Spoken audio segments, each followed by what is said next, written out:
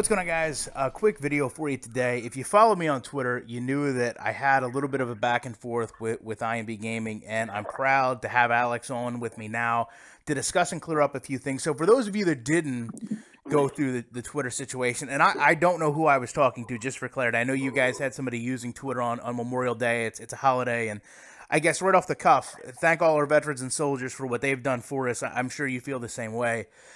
I had some questions from one of my subscribers, and in a nutshell, what he projected to me was he came and bought a subscription from you guys. He had some questions about what happened, and he got, for whatever reason, blocked on Twitter and felt like that wasn't the proper way to go about things. And I'm not going to sit here and judge you guys, because my relationship with both of you has always been nothing but the best. Things get answered. We've never had any bad blood. So I don't want to speak for what happened there as actual truth, just what was projected to me. So I took some of his concerns to you guys on Twitter today. Initially, I was told that nobody had time for interviews, which I can respect. You guys are out trying to raise money to create a game. I'm sure it's a challenging time for you, and I know that you guys are doing a great job. You've raised a lot of money, and that's kind of where the first question comes in.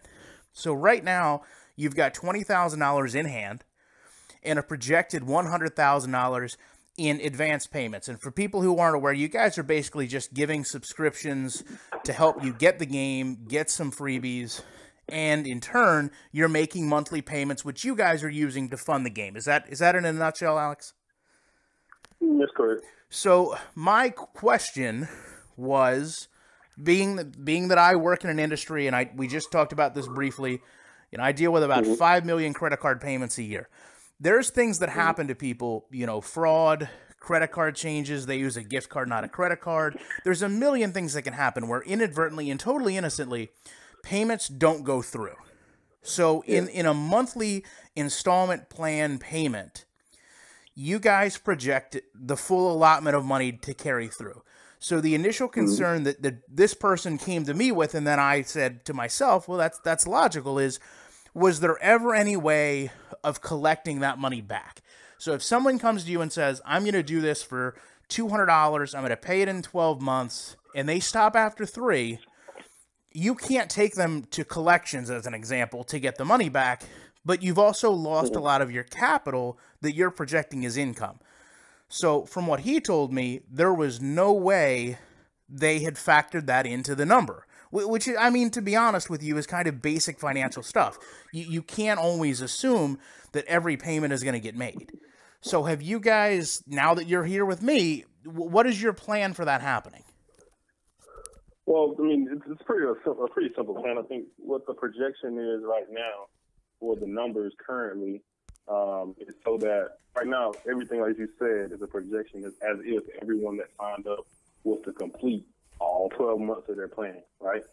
So in an unfortunate case, if someone was to go, for your example, 3 months and decide that, I can't complete the program, or I'd like to cancel, or maybe their credit cards failed, or there's a fraudulent charge or something against one of their cards that they try to use, in that case, we always contact the person, try to find out what's going on. There's been multiple cases where people have either used cards that have failed, that you can see in our database 3 or 4 or 5 times.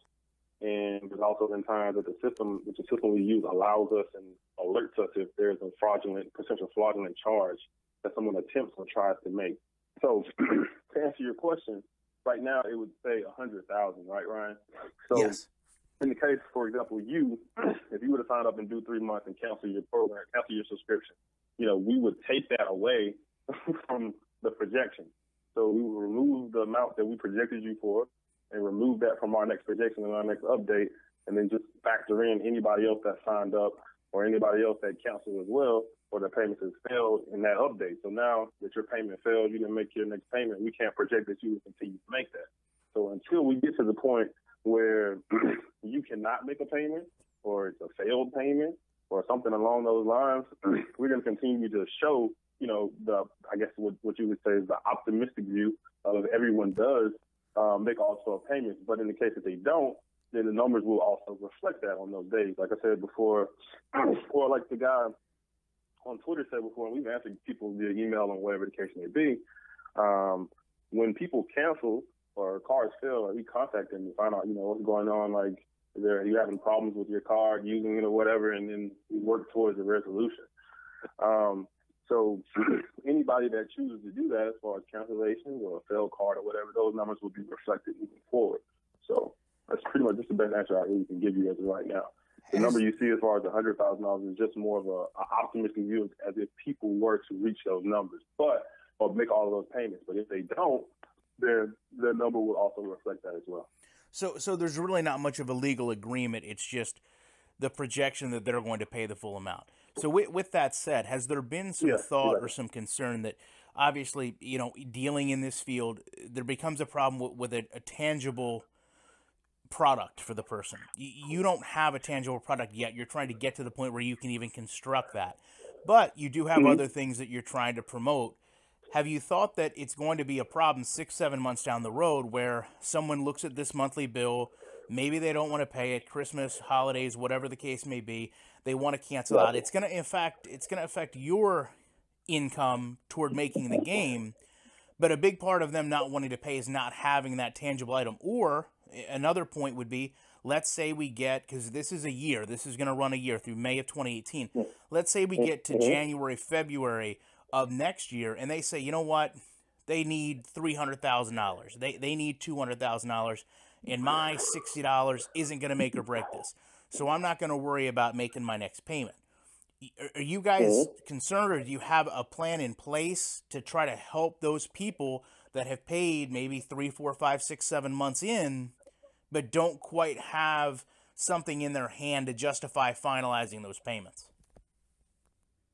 I think we do have a good plan in place. I think that goes back to, one of the things that we really believe we're doing differently this time as far as the Kickstarter goes and things of that sort. Like, we're not really solely basing this all off of the community's help. So I think moving forward on this front, like, we have, even like tonight, we have an investor meeting. So we're trying to secure different private investors, investor groups, businesses and sponsors and things of that sort.